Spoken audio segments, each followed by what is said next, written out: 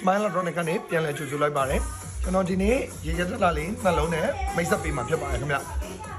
အခုပြပေးမယ့်ရေကတက်တာလေးကတော့ Skywall 2 fan type လေးရယ် Skywall side by side ရင်ခွဲရေကတက်တာ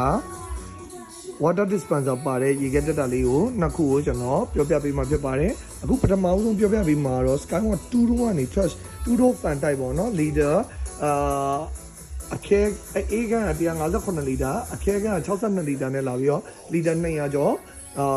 2 fan type inverter type ရေခဲတက်တာလေးဖြစ်ပါတယ်သူကတော့အဓိကတခြားရေခဲတက်တာတွေတဲ့အားတာတော့အပေါ်ရဲ့အခဲကန်speed အရန်ကြီးတယ်ပေါ့နော် speed အရန်ကျယ်တယ်ဒီလိုမျိုးကျွန်တော်လက်ကျယ်နေဆိုရင်တော့အနည်းဆုံး2ပေလောက်ရှိမယ် okay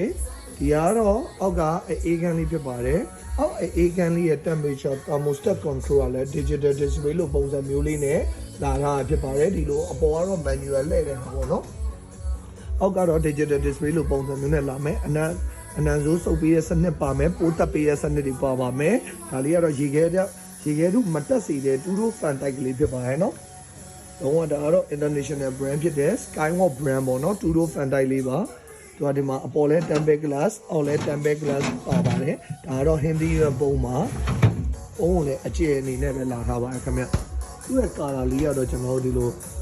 steel ပေါ့နော် plus steel လို့ပုံစံမျိုးနဲ့လာပါမယ် Skywall အသားစိတ်ကလေးနဲ့ပါ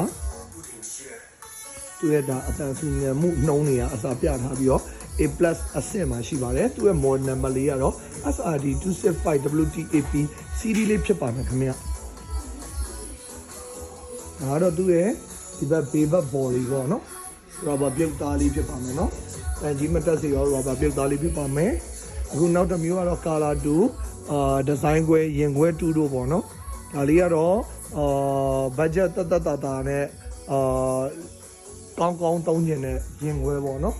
330ကျော်ဒီနဲ့သုံးကျင်တယ်ဆိုရင်တော့ဒါလေးရမယ်ဒီမှာ touch screen control smart control ဖြစ်မယ် water dispenser ပါမယ်ဒါတော့သူ့ရဲ့အေးကန်လေးပါနော်ကျွန်တော်ထဲမှာတော့ပစ္စည်းလေးနဲ့ထည့်တော့ရှုပ်နေရဲ့ဒါကတော့အခဲကန်လေးပါသူကအခဲကန်နဲ့ site ကြီးမယ်နော်အခဲကန်နဲ့ site ကြီးမယ်နှစ်ခုပေါင်းလီတာ400ကျော်ရှိပါမယ်ခင်ဗျာနော်သူကတော့ရေဒီပါဒီမှာထည့်ပြီးတော့အပြင်ကနေရေခဲဒီပါတောက်လို့ရမှာပါ fan type ပါပဲဟိုမှာတော့ freezer ပေါင်းနဲ့ဒါကတော့ကျွန်တော်အသီးထည့်မဲ့ box လေးဖြစ်ပါမယ်အကုန်လုံးကတော့ tempered glass ပဲသုံးထားပေးပါခင်ဗျာ